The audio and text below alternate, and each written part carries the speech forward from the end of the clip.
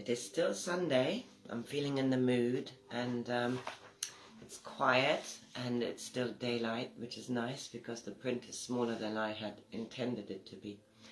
I'm reading out of Lydia, which is a story which continues from Bliss After Life, which I wrote between 2006 and 2017. I never published it, but it was a story I wrote on and off. 15 years ago started it, and I remember finishing book one in 2017. Then I continued writing with Lydia, who is the reincarnation of Alexei, who was a Russian businessman. Anyway, little Lydia is the daughter of Faye and Ben is the grandson of Bliss. So this is a family saga, and I'm now at chapter 17, Melanie. She is the girlfriend of Tony's. Melanie had really enjoyed the weekend. Meeting Lydia had been wonderful. Holding her in her arms, Melanie could feel the amazing positive energy this little girl had in her. She was a little lighthouse, and she had to contain herself not talking out loud, as she had felt Meo near her the whole time, almost translating emotions Melanie was feeling and sharing them. She had been cleaning her flat. Her head was full of conversations with Meo. They had talked to her of the shift in consciousness again. She had felt that she should start recording these sessions in earnest. Tony had mentioned that he would help her if she had any idea how to do it. She had bought herself an iPad and had got quite used to using it. A few trials, but she felt silly just talking and hated the look of herself. It had been going round and round in her head. And Meo. And she felt like the whole group were keen to be heard, but the timing was all hers. They wanted this to be a natural development, but technology wasn't natural as such. And how else would she share the information? She heard the door and was glad to see Tony outside. She pulled him into the flat. I have to do something with all this information constantly pouring into me. She sounded almost breathless. You sound like you have been waiting to talk to someone. Ha! It's not that. In fact, I'm talking to someone all the time at the moment, and I feel I need to put some of this out there. I don't know how. I feel silly recording myself, but there has been such good information. I cannot help feeling I need to move forward with it, somehow. Tony took her in his arms.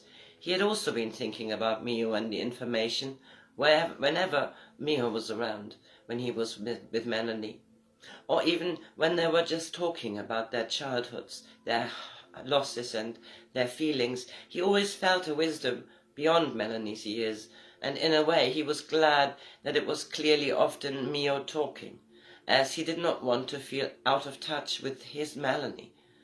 He could definitely feel when her energy changed, but he could not really explain it even to himself, and in a way he was looking forward to helping her making something happen. Well, we are in 2012. YouTube is something we watch all the time. And why don't we set up a YouTube channel for your communication?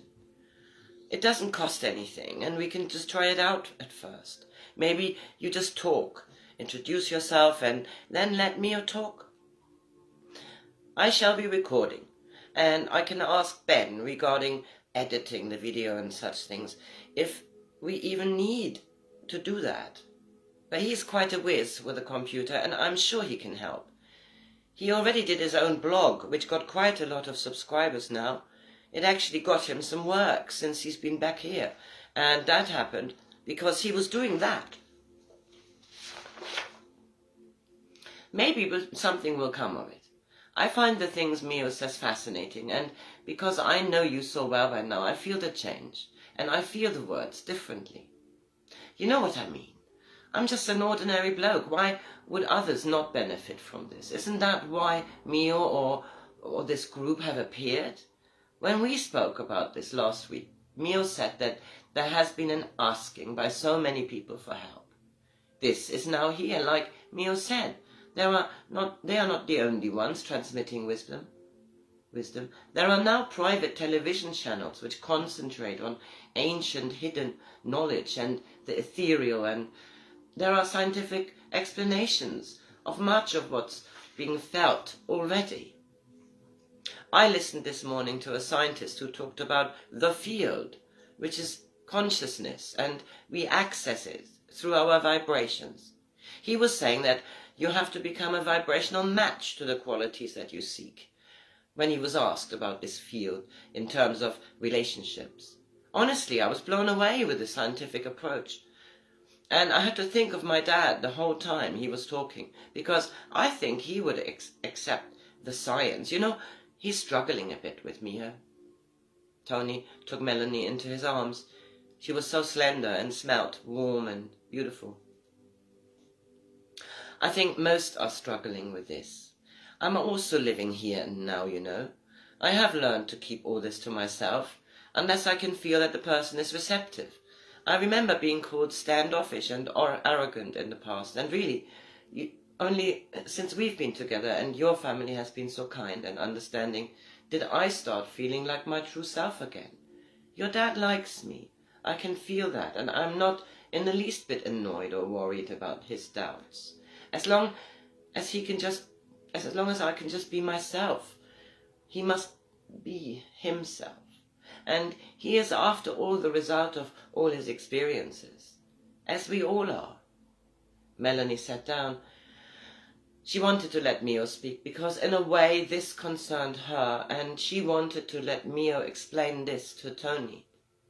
He sat down with her, and he felt Melanie becoming Meo. Tony, it has been a wonderful feeling for Melanie to be part of your family and friends. All our conversations are reflections of Melanie's own perception and experiences. We have grown with her.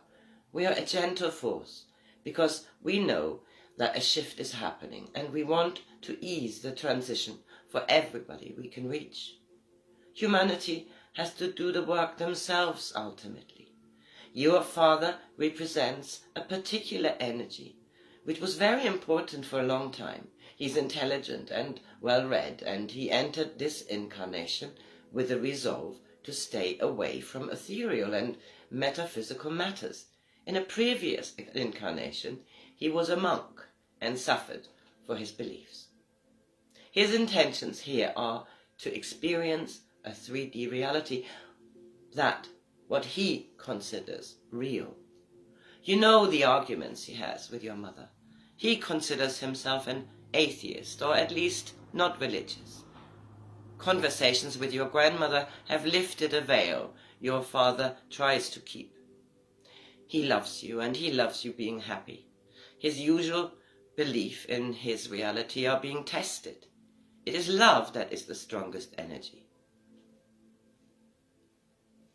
It is love for Lydia, for your mother, new little Frida, your whole soul group, of which he is a part, which will ease this new development in his life. Patience is the secret here. Life will show the changes for each and every one of you. The science will pioneer through processes born of imaginations. We are very happy for you all.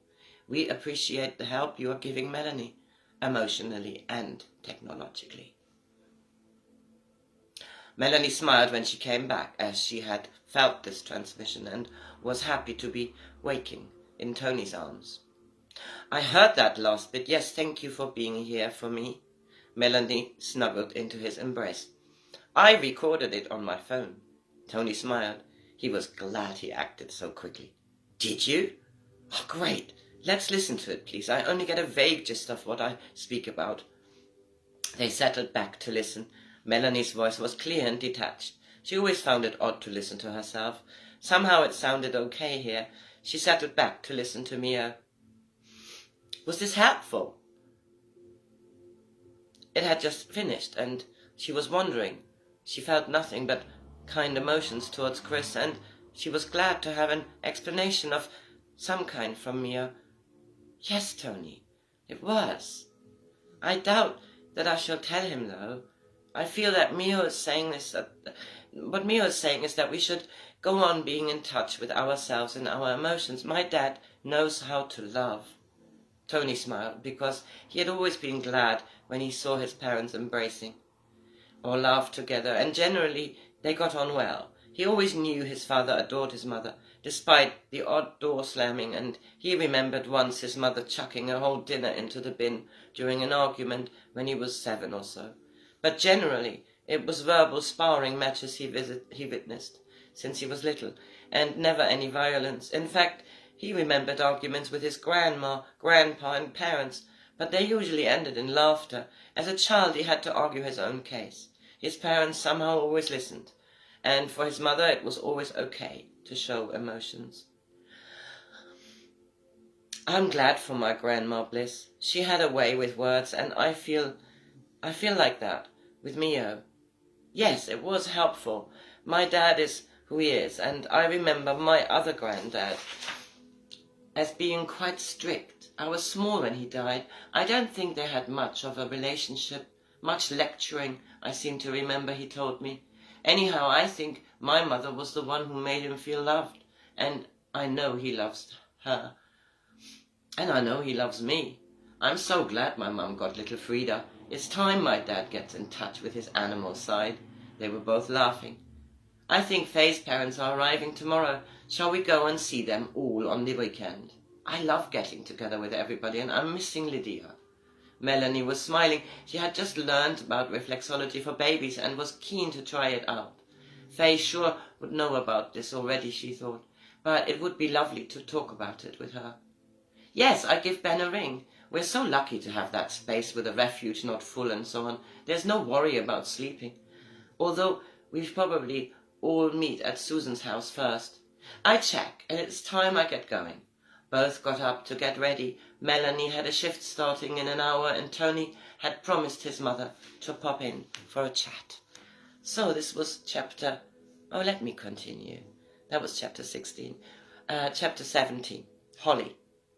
Holly had just come off the phone with Susan. Lydia was doing well, and the house was ready for Faye's parents' arrival the next day. Chris had driven up to London for the day as he was meeting a friend, and he was going to stay at Susan's, but would drive back early in the morning. Susan loved seeing so much of Lydia, and everybody was looking forward to meeting the other grandparents. The conversation had also turned to Melanie. Holly had wanted to talk about the strange development with her writing, but she had never had the chance, as Susan surprised her by wondering if Meo could give her more insight to her own origins. Susan had known from quite early on that she was adopted. She had been abandoned, and Michael, Bliss' husband of all people, had found her, wrapped in a bundle in a little courtyard which was outside the office he worked in back then.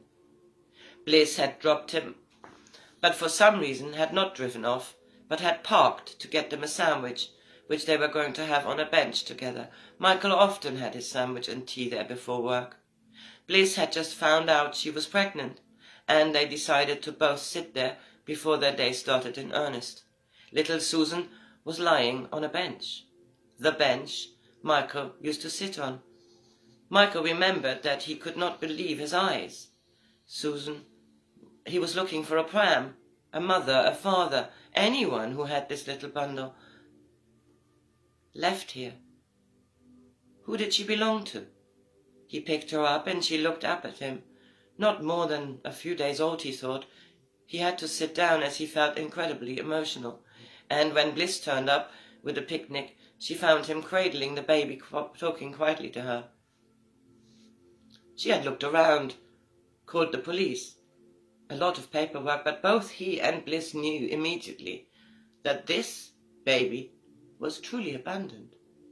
They would give it a home. Finders keepers. She remembered they laughed about this, and when Holly was born 9 months later, they had 2 little girls.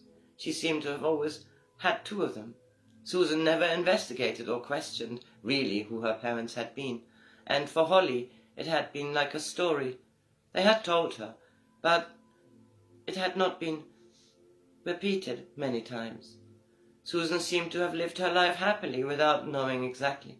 Today she had asked Holly if she thought Meo could throw some light on her background. It strangely shocked Holly, as she considered Sue completely her sister and had never really thought of her birth mother. She could understand her now, with Lydia here, a much-loved baby. Susan's thoughts of how her mother could have just left her on a bench. Holly was wondering, was it a good thing to rake this up? But then, who was she even to judge this? She would probably wonder the same if it had been her.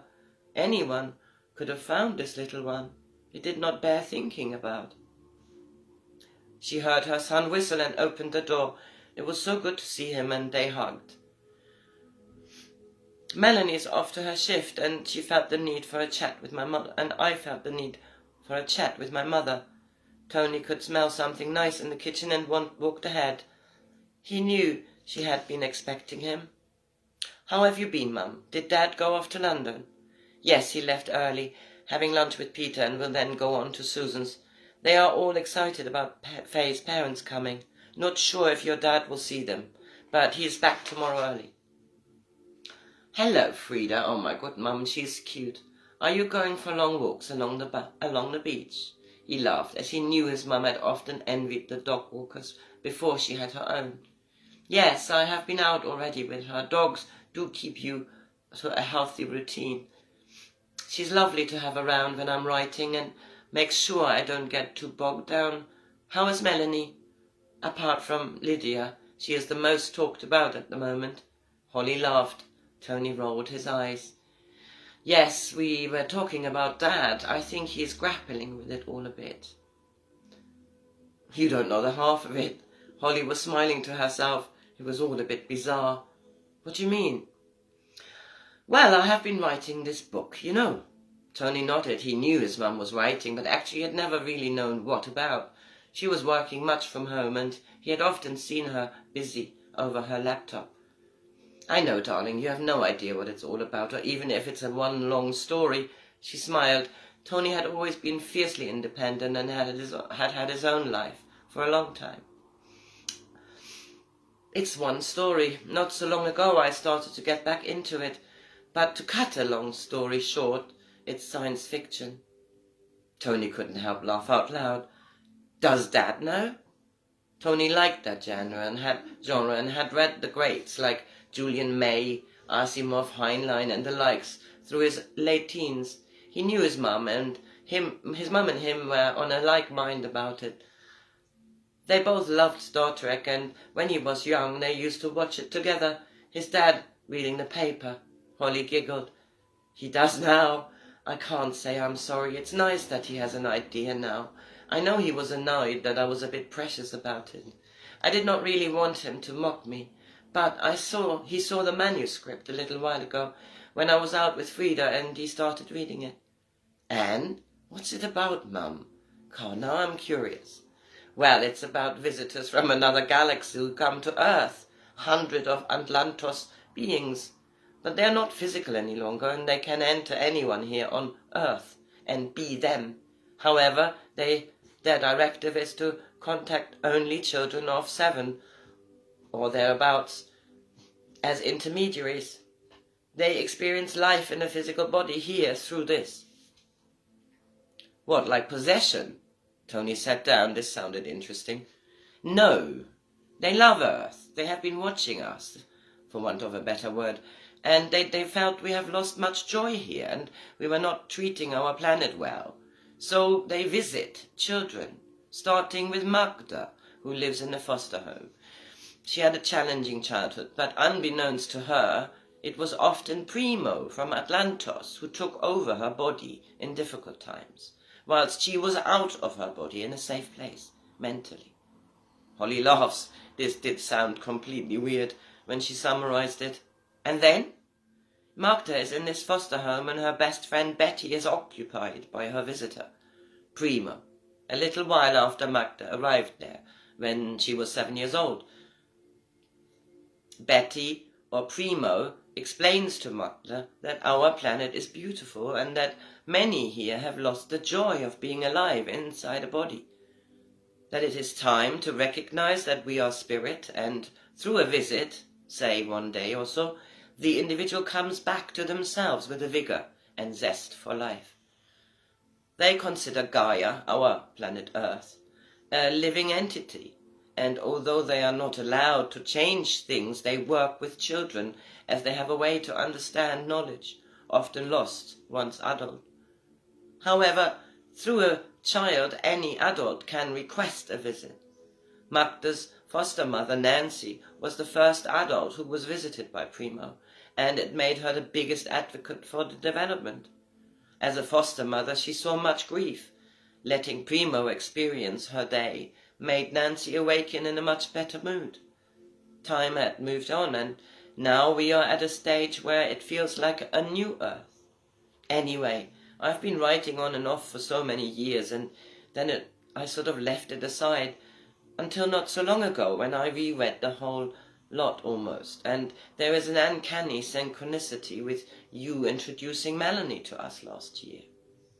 Now Holly said it out loud. She shook her head and looked at Tony.